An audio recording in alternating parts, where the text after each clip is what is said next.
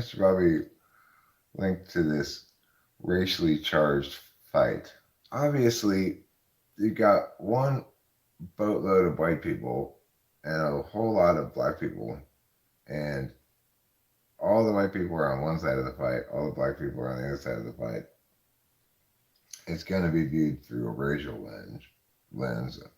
It happens in Alabama, especially. If it was just a problem with that boatload of people and the security guard that had nothing to do with race initially, which is possible, then it certainly became about race. Initially, you got multiple guys from the boat getting on the security guard, initiating the whole thing. But the amount of retribution that seemed excessive. Granted, it's responsive, but there still should be proportionality. Is it necessary and appropriate for the person to respond by defending himself? Sure. Is it reasonable for others to get involved to make sure he can defend himself fairly against multiple people? Yes.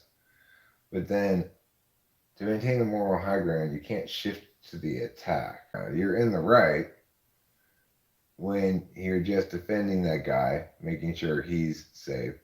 Beyond that, it's you've given up the moral high ground when you go to attack them after the fact rather than getting the cops involved and dealing with it that way.